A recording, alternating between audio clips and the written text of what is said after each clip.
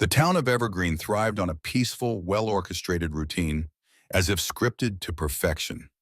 It was the kind of place where everyone knew their neighbors, doors were rarely locked, and Sunday services at the Eternal Light Church were more than a tradition. They were a sacred ritual. And at the very heart of this town stood Pastor Mark Reed, a man whose integrity was never questioned. He preached honesty, faith, and family values, serving as a spiritual guide to the community and a pillar of support in the most difficult times. Together with his wife, Grace, he had built an ideal family. Their children reflected different facets of life. The eldest daughter, Clara, was artistic and inquisitive, always lost in a book or dreaming of a future in the arts. The middle child, Nick, was a spirited young athlete with all the makings of a star player for the local football team. And the youngest, 6-year-old Alice, lived in a world of fairy tales, believing in miracles and spinning endless stories of enchanted kingdoms. The Reeds were the embodiment of love, harmony, and unity. Their home was always open to friends and neighbors. Evenings were spent gathered around the dinner table, sharing prayers and discussing the day's events. Those who saw them admired the unwavering support between Mark and Grace, the way they nurtured their children. Their marriage seemed as unshakable as stone, their love boundless. By Mark's side was his closest friend and assistant, Sam Bennett. A few years younger than the pastor, Sam quickly gained the affection of the congregation. Charismatic and warm-hearted, he had a magnetic presence that drew people in. The youth adored his sermons, children loved playing with him after services, and adults confided their worries in him. To the Reed family, Sam was more than just a friend, he was a part of their lives. But behind this picture-perfect image, something unseen lurked beneath the surface, something that, in time, would turn their world upside down. Despite his devotion and faith, Mark carried a secret. His life was built not only on sermons and good deeds. Somewhere deep within his conscience, a lie festered, like a crack in the foundation of a house, waiting for the right moment to break everything apart. For now, everything remained flawless. In Evergreen, everyone knew. If you needed advice or guidance, you went to Mark Reed. If doubts troubled you, his sermons would put them to rest. If you wanted to witness true family happiness, you only had to look at his home. But every story runs deeper than it first appears. And what would mark the beginning of the end was already on its way. A letter, one that would change everything, was en route to its recipient.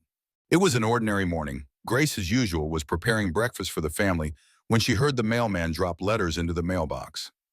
Absent-mindedly, she walked over, picked up the envelopes, and glanced through them. One of them had no return address. That alone was enough to make her uneasy.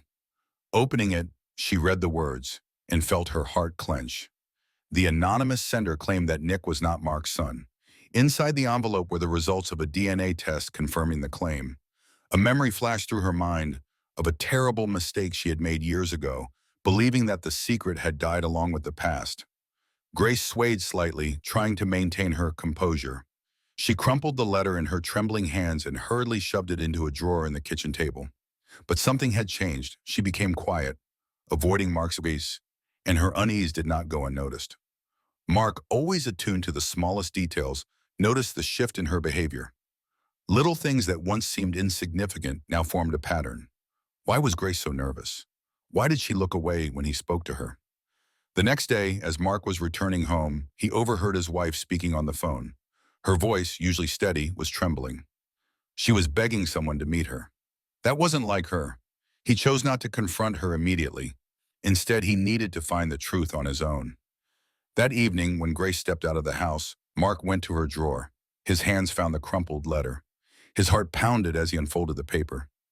He read the words over and over, refusing to believe them. Could this be true? Had he spent all these years raising a son who wasn't his? His mind raced, grasping for explanations, for anything that might disprove the nightmare unfolding before him. But no matter how much he tried to reason, only one thought pulsed in his mind. How could this happen? Mark couldn't sleep that night. He lay in the darkness, staring at the ceiling, with a single question echoing in his mind. Is it true? He didn't want to believe it. His mind rejected such a possibility. But the seed of doubt had already been planted, and doubt demanded answers. The next morning he woke before anyone else. In the kitchen, as the coffee brewed, he watched Grace. She tried to act normal, but her hands trembled as she sliced the bread. He couldn't wait any longer. He had to know the truth. Without a word, he collected toothbrushes from the bathroom, one from each of the children, and slipped them into his pocket. Then, making a quick excuse about urgent matters at church, he left the house. But instead of heading to the church, he drove to a private laboratory in a neighboring town. He needed a paternity test. He still clung to the hope that it was all just a mistake, a cruel joke. The waiting was unbearable. The days stretched endlessly as he went about his duties, masking his turmoil. But now he watched Grace more closely. She had grown even more anxious, leaving the house more often, lingering in whispered phone conversations. But what disturbed him most was Sam Bennett. Mark started noticing things he had overlooked before. Sam's behavior toward his children, too familiar, too comfortable. He wasn't just a friend of the family. He was too close. He understood Clara too well, as if he had known her since birth. He bonded with Nick effortlessly, and little Alice always ran to him first. Mark began analyzing every glance, every word Sam spoke around his family, and with each passing day, his suspicions only grew. On the fourth day the test results arrived. Mark sat alone in his office, holding the envelope. His fingers hesitated. He knew that whatever was inside would change everything. Taking a deep breath, he tore it open. The results were merciless. None of the three children were his. His hands froze. His vision blurred. His entire world cracked and crumbled in that instant. His wife had been lying to him for years. Every memory, every shared moment. They were nothing more than an illusion, a deception he had believed simply because he had no reason to doubt. One thought pounded in his head, drowning out all others. How could they do this to me? He didn't know how long he sat there, staring at the paper, but when he finally composed himself, he understood one thing. He could not let this go unanswered. He needed the truth. He had to find out everything. And he had to start with the one person who now stood at the center of it all, Sam Bennett. After receiving the test results, Mark Reed was no longer the same man. His dedication to faith and his sermons was replaced by silent contemplation. He became withdrawn, avoided unnecessary contact with the congregation, and barely spoke at home. Grace noticed the change, but she was too consumed by her own fear and uncertainty to confront it. Mark began watching Sam Bennett. He noticed how often Sam lingered near his house and how much time he spent at the church outside of regular services. His behavior seemed too casual, too comfortable, fueling Mark's growing suspicions. Every movement, every gesture now seemed deliberate. Sam's calm demeanor, his unwavering confidence when interacting with Mark's children, his overly familiar warmth toward Grace, all of it felt like confirmation of Mark's worst fears. A few days later, Mark witnessed something that shattered any lingering doubts. Grace and Sam met in a secluded cafe on the outskirts of town.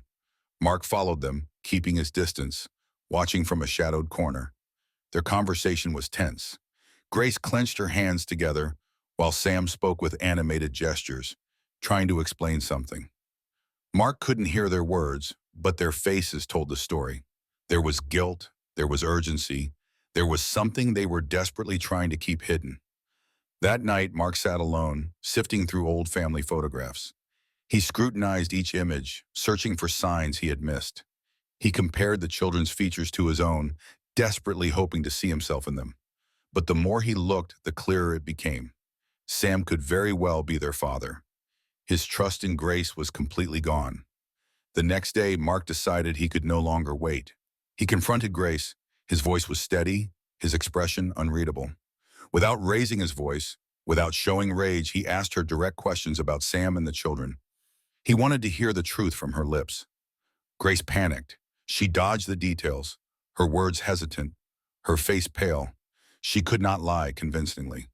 That night, Mark did not return home.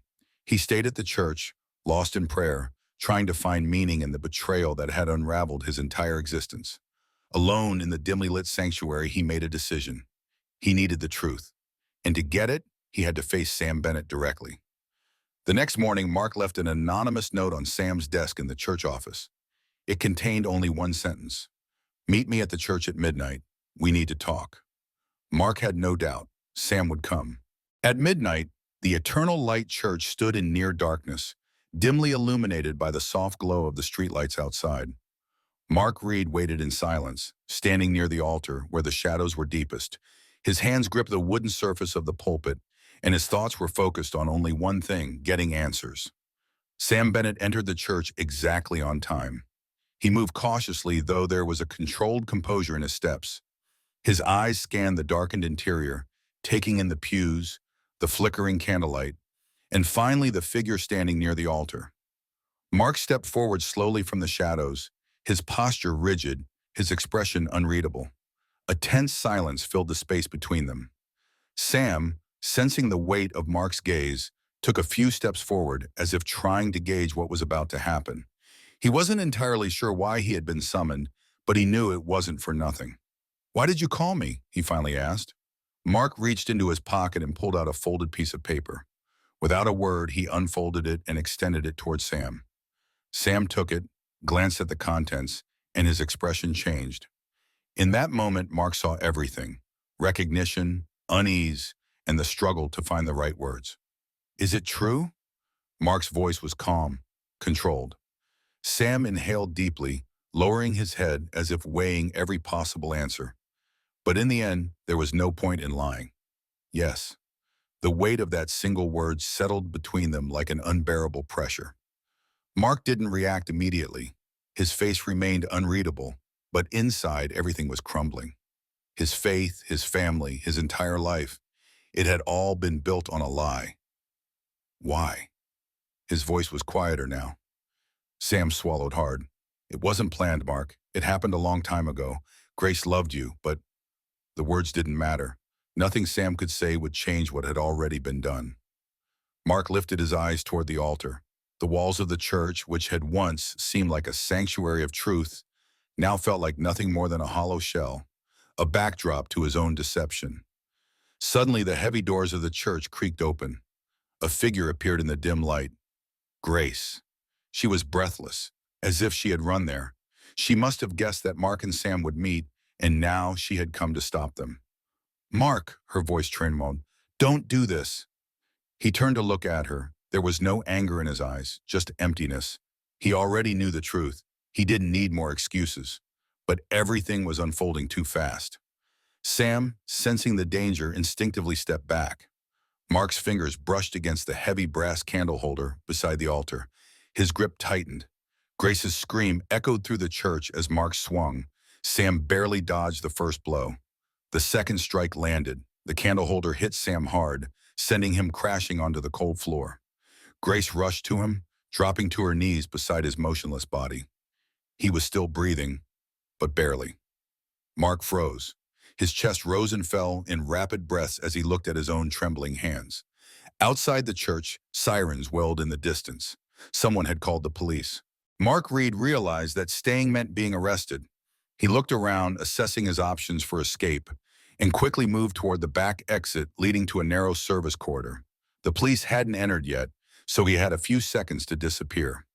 Once outside, he moved swiftly toward the parking area, staying out of sight. His car was parked nearby, but using it would be too risky. Instead, he decided to move on foot.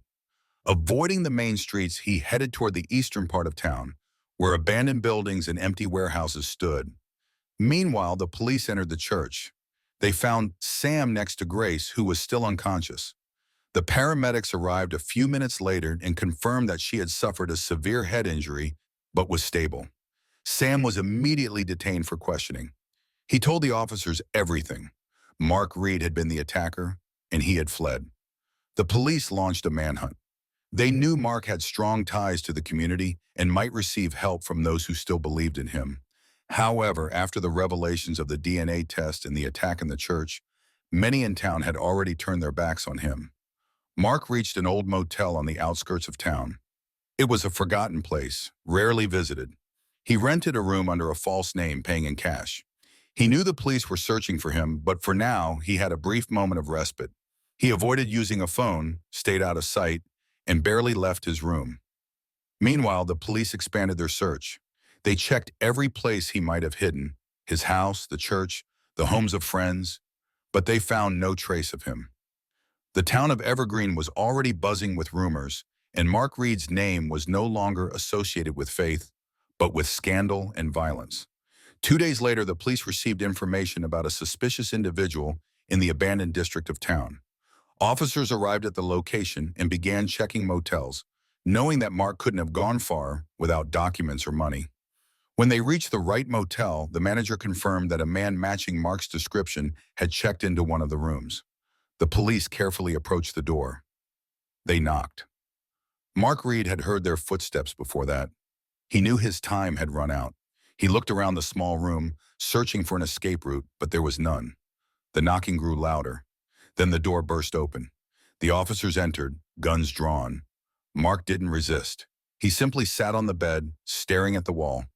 The police recited his rights, placed handcuffs on him, and led him outside. The town of Evergreen finally had an answer to the question that had troubled everyone for days. The pastor they once admired was now under arrest. After Mark Reed's arrest, the police took him to the station, where he spent the night in a holding cell. He wasn't questioned immediately, as the officers were gathering all the available evidence and witness testimonies. The town of Evergreen already knew about his arrest, and the news quickly spread among the residents. The next day, interrogations began. Mark remained silent, making no attempt to deny or justify his actions. He didn't ask for a lawyer, didn't plead his case, and offered no explanations. The police already had enough to charge him. The attack on Grace Reed, his flight from the scene, and the danger he had posed to others. Grace remained in the hospital. Doctors diagnosed her with a severe head injury, but her condition was stable. She refused to speak to journalists and didn't attend the court hearings. Her testimony was given in written form, confirming the attack. Sam Bennett provided a detailed account of that night. He described how Mark had called him to the church, confronted him with the DNA test results, and demanded answers. His statement became a key piece of evidence in the case. The trial began several months after the arrest. It drew attention not only from Evergreen's residents, but also from journalists from neighboring towns. The once respected pastor now sat in the courtroom in handcuffs, listening as the charges were read against him. The prosecution focused on proving that Mark had acted deliberately. They presented the DNA test results that triggered the conflict, surveillance footage showing him leaving the church after the attack, and witness statements. They emphasized that he had planned the meeting with Sam, had lost control, and had made a conscious choice to flee afterward. The defense built their case on the argument that Mark had acted under extreme emotional distress. They portrayed him as a man who had lived his entire life as a law-abiding citizen, a respected pastor, and a role model for the community. They argued that his actions were the result of an emotional breakdown caused by the shocking revelation about his family. Psychologists confirmed that Mark had experienced severe psychological trauma, but the prosecution countered that his actions were conscious and deliberate. His escape from the scene only reinforced this argument. After several weeks of hearings, the jury reached a verdict. Mark Reed was found guilty on all charges. The judge sentenced him to life imprisonment without the possibility of parole. The reaction in the courtroom was mixed. Some saw it as justice, while others couldn't believe that the man who had once been a spiritual guide for the town would now spend the rest of his life behind bars. Sam Bennett left town shortly after the trial. He couldn't stay in a place where his past was known to everyone. Grace also left Evergreen with her children, hoping to start a new life far from the memories that had destroyed their family. Mark no longer participated in any legal proceedings. He didn't appeal his sentence or ask for a retrial. Prison became the final chapter of his life. He refused visitors, didn't communicate with his family, and never wrote letters. His story became one of the most infamous in Evergreen's history. The man who had once been a symbol of faith had become a criminal, and the town that once trusted him tried to forget everything connected to his name. After the trial, life in Evergreen gradually returned to its usual rhythm, but the events surrounding Mark Reed left a deep mark on the minds of its residents. His name became a symbol of downfall, and the Eternal Light Church, once the spiritual center of the community, was permanently closed. Parishioners who had once trusted him now avoided speaking about him. Grace Reed and her children left town soon after the sentencing. She sold their house and moved to another state, trying to start a new life. She refused interviews and cut ties with former acquaintances. Her children, Clara, Nick, and Alice, also avoided discussing the past. Clara enrolled in university, Nick continued playing sports, and Alice, the youngest, still didn't fully understand what had happened. Sam Bennett didn't stay in Evergreen either. His reputation was tarnished, and although he wasn't directly responsible for the tragedy, his name became forever linked to the scandal. He left the ministry and moved to a big city where he could start over. Mark Reed was sent to a maximum security prison. Upon arrival, he refused all contact, never wrote letters, and declined visitors. He didn't attempt to appeal his sentence or participate in any rehabilitation programs. His behavior in prison was unremarkable. He followed the rules, didn't cause trouble, but remained silent and withdrawn. He spent most of his time reading the Bible, though no one knew if it was simply a routine or if he was truly searching for answers. Years passed, and Evergreen eventually forgot about him. New residents came, new events filled the town, and only the old photographs and memories of longtime locals preserved the story of Mark Reed. His former home was sold to another family, and the local authorities decided to demolish the abandoned church building. One day, a brief note appeared in the local newspaper. Mark Reed had died in prison. There were no headlines, no public goodbyes. Only a few people from his past heard about his death, but it didn't cause any stir. His story became nothing more than a fading memory, one that gradually disappeared from the town's collective consciousness. Evergreen changed. It moved on, just as it always had. The town continued to live, but without Mark Reed. His former parishioners found new spiritual leaders, and the Eternal Light Church remained only in old photographs. And so ended the story of a pastor who once seemed to embody faith but lost everything because of the secrets that destroyed his life.